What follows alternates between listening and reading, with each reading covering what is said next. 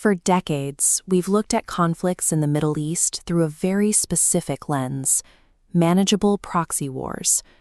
The assumption was always that overwhelming American military intervention could keep these fires safely contained within regional borders. That assumption evaporated with the 2026 joint U.S.-Israeli decapitation strikes and the immediate, punishing retaliatory barrages from Iran.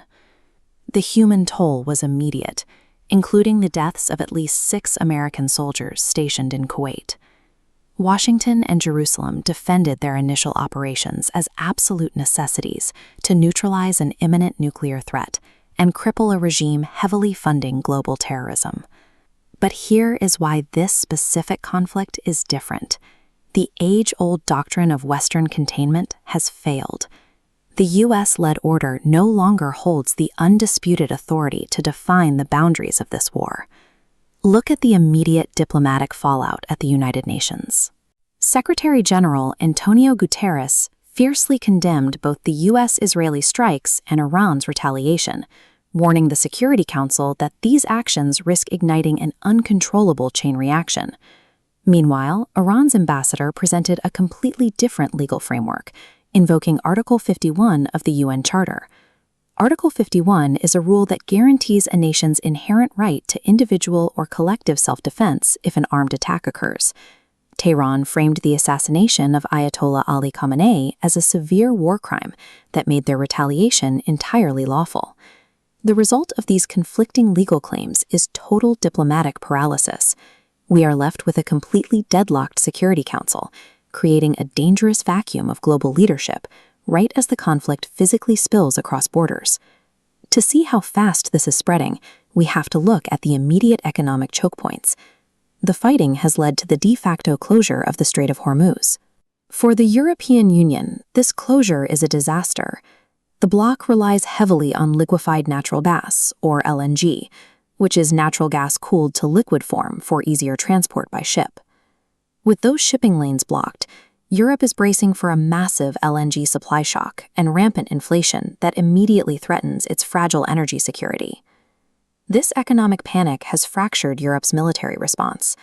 While the UK deployed the HMS Dragon destroyer to the eastern Mediterranean to protect its allies, Spain's prime minister went the opposite direction, unequivocally rejecting the unilateral US-led military action altogether. Then came the most alarming regional spillover. In early March, an Iranian ballistic missile hurtling across Iraqi and Syrian airspace crossed directly into Turkish territory, where it was intercepted and destroyed by Allied air defenses over Hatay province. How NATO reacted to this breach tell you everything about the current geopolitical climate. Instead of a massive escalation, the alliance and Turkish officials issued relatively mild responses. They explicitly dismissed the idea of invoking NATO's Article 5, the principle that an attack on one member is an attack on all, specifically to avoid sparking a wider war. The Western alliance finds itself caught in the crossfire and paralyzed. They are forced to prioritize domestic economic survival and the avoidance of a catastrophic new front over supporting the American military campaign. Let's expand the map further to Beijing and Moscow. China faces an impossible strategic dilemma here. They rely on Iran for over 13% of their seaborne oil imports, and they have over 400,000 Chinese nationals working in the highly exposed United Arab Emirates. Despite their muted public diplomacy, China has made a massive strategic move beneath the surface. They have stepped in as a technological anchor for the collapsing Iranian regime by helping Tehran transition its military architecture off of US GPS and onto Beidou. Beidou is China's own proprietary encrypted satellite navigation system, designed specifically to resist Western signal jamming. And they didn't stop at navigation. This animated map also shows the second layer of this technological anchoring. Beijing is utilizing its vast satellite fleet and supplying advanced YLC-8B anti-stealth radar to help Tehran actively track U.S. naval movements throughout the Persian Gulf. Russia, meanwhile, has taken a far more aggressive rhetorical stance, condemning the strikes as an act of armed aggression.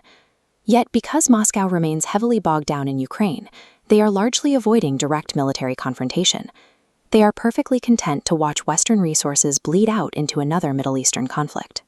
The ultimate physical manifestation of this deepening alignment is happening on the water. Russia, China, and Iran have launched high-intensity joint naval drills in the Gulf of Oman, projecting their combined power near the crippled Strait of Hormuz. The U.S.-Israeli campaign was designed to isolate and neutralize Iran. Instead, it unintentionally forced the creation of the exact heavily armed, technologically independent superpower bloc that Western strategists feared most. Finally, we have to look at the broader international community, where the diplomatic backlash is total. The Nobel Peace Prize-winning organization ICAN, the International Campaign to Abolish Nuclear Weapons, alongside major global South nations like Brazil, South Africa, and Pakistan, have vehemently condemned the preemptive strikes as a blatant violation of international law. This outrage is doing tangible damage. It is actively translating into real-world paralysis for long-term American strategic initiatives across the region. Take Indonesia, for example. As a key troop-contributing nation, Indonesia has officially suspended its participation in the U.S.-backed Board of Peace for post-war Gaza reconstruction, explicitly in protest of the military action against Iran. The Global South has moved beyond simply voicing disapproval from the sidelines. They're leveraging this specific crisis to actively boycott and dismantle U.S.-led diplomatic architecture. Look at the entire board.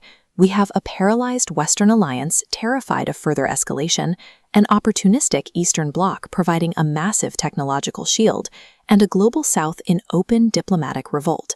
The 2026 war stretches far beyond the borders of the Middle East. It is the violent catalyst that broke the U.S.-led international order and officially cemented a highly coordinated, multipolar resistance.